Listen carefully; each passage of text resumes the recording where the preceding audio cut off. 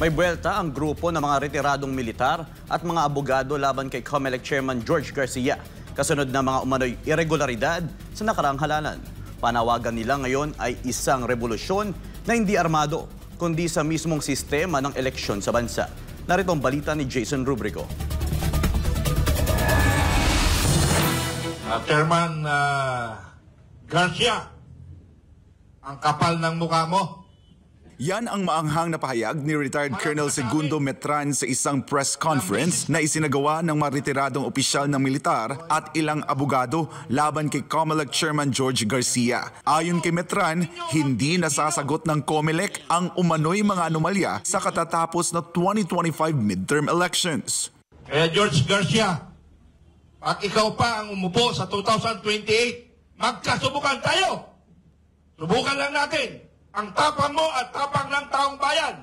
Kabilang sa mga tumindig kasama ni Metran ay si Attorney Harold Respicio, Vice Mayor-elect ng Reyna Mercedes Isabela na noon pa man ay lantad na sa pagbatikos sa mga umano'y irregularidad sa eleksyon. Ani Respicio, ngayon naman panibagong kontrobersya ang kinahaharap ni Chairman Garcia at ito ang umano'y pag-amin niya na humingi siya ng 300 million pesos mula sa isang kandidatong kongresista sa Bohol kapalit ng pagkapanalo sa halalan. Dahil dito, isinampa ni Attorney Jordan Pizaras ang disbarment case laban kay Garcia sa Korte Suprema dahil sa umano'y extortion. Itinanggi naman ito ni Garcia at iginiit na nabaliktad lamang ang kanyang pahayag. Ngunit hindi kumbinsido si Respicio. Pero sabi ni Chairman George Garcia na misunderstood daw siya. Sir, hindi nga. Kasi kapag papakinggan mo, kailangan mo ng 300 million pesos para manalo. Parang extortion ano? Pero misunderstood daw si Chairman. Ang ibig sabihin daw niya, yun daw ang magagastos mo sa eleksyon na ito para manalo. Pero sir, ang allowed na gastos lang ng isang congressman ay 3 pesos kada botante. At 300,000 lang ang botante doon sa distrito niya. Ibig sabihin, ang gastos 900,000 lang dapat. Bakit mo sinabing 300 million? Dahil sa mga isyong ito, nanawagan ng electoral revolution ang grupo ng mga dating opisyal ng militar at ilang legal advocates. Pero paglilinaw nila, hindi ito armadong revolusyon kundi panawagan para sa radikal na pagbabago sa sistemang pang-eleksyon sa bansa. We want electoral revolution. We provide the spark. Ang aming buong pag-asa, magtutuloy-tuloy yung fire.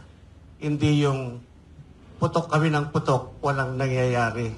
Gusto lang po naming pukawin yung damdamin ng ating mga kababayan. Gusto namin ng pagbabago sa halalan dahil ito ay isang mahalagang haligi ng ating kalayaan, ng ating demokrasya. Kailangan po nating bantayan. Isa sa mga pangunahing itinutulak ngayon ng grupo ay ang hybrid election system na ayon sa dating opisyal ng gobyerno na si Greco Belhica ay mas transparent, mas credible at mas kapani-paniwala.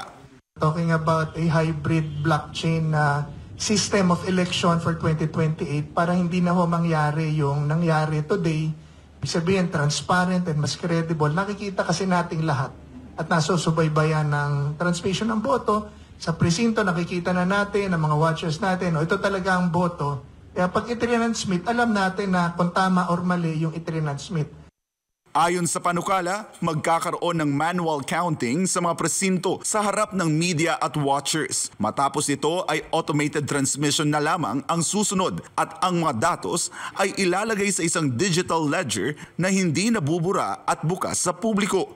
Dagdag pa ni Belhica, pinag-aaralan na ng kanyang legal team ang posibilidad na questionin sa Korte Suprema ang constitutionality ng fully automated elections. Para sa Diyos at sa Pilipinas Kumhal, ako si Jason Rubrico, SM9 News.